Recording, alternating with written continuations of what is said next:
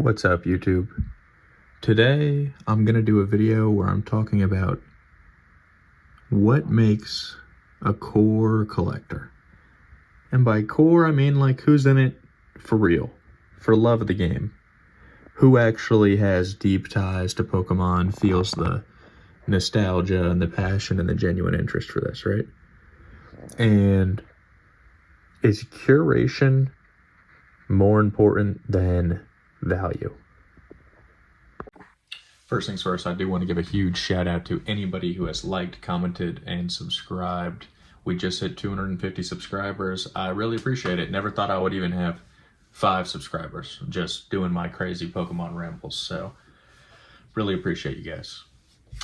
And back into the main topic of the video. What makes a core collector, right?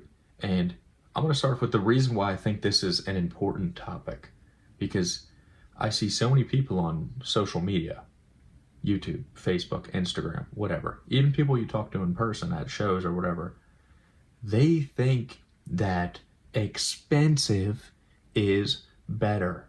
They think that higher the value, the better the card, the better the collector they are, right? When you're going for a chase card, obviously you want the card that looks the coolest, but you also want the card that is the flex, that has the most value.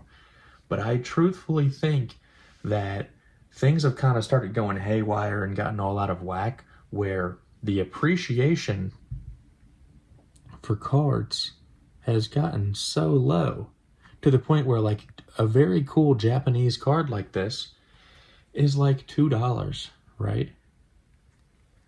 And it's funny to me. It's funny to me. Like, Japanese cards are higher quality cards, easier to grade, more authentic, cheaper, because whatever, they're less rare, they're not in the English common language, whatever. But it's a little bit frustrating to me to see like there is ways to collect cards without, you don't have to spend $10,000. This card I got for 50 cents today, and it fills me with like tons of nostalgia.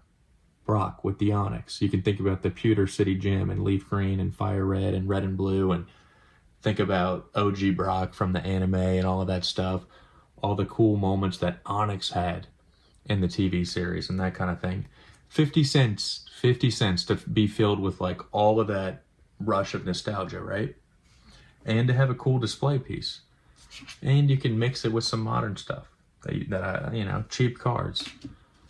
And like, I remember the Pocket Monster, the old school Japanese back. I remember kids at school back in the day having like the Japanese cards and I remember being like, whoa, that guy's legit. He's got like the Japanese cards. It's more serious than I am. But it's just,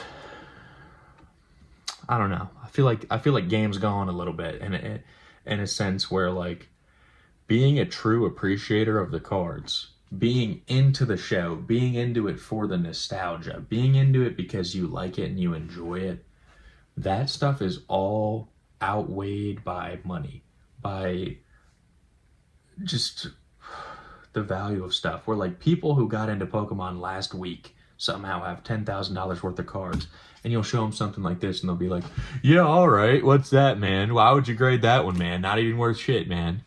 You know what I mean? Sorry for the cussing. That's probably the first cuss word I've ever dropped in a video. But seriously, guys, like,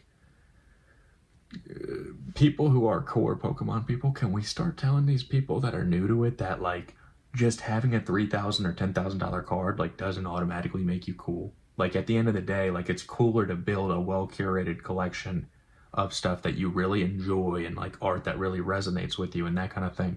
And if anything, it's cooler to pick like your favorite Pokemon as some weird random Pokemon, and it's better to go for a master set as some set that nobody cares about versus just chasing whatever is like the most hype thing, right? And it's okay to buy damaged cards or heavily played cards if you want to get your hands on something. It's way more intelligent to collect PSA 9s than PSA 10s and some of the stuff that has absurd values, right? And it doesn't make you a good collector or a core collector to have more money than other people, because anybody can show up with money bags, but you can't buy like genuine interest, passion, and knowledge and that kind of thing. So that's the main gist of my rant. But I don't know, some of you guys might disagree. You might say, look, to be a core collector, you got to just have the best cards. Like, if you just show up with money bags and you buy like a trophy Pikachu, you're a better collector than 99% of these collectors collecting bulk nonsense. I'll be like, all right, fair enough, man, I guess. But for me to be a core collector, you have to have like genuine interest, and you have to be like curating cool collections. Like, I find that stuff way more interesting than just some one-off grail or some investment piece, man. But that's just me. If you enjoy the content, like, subscribe. Poke Purist. Peace.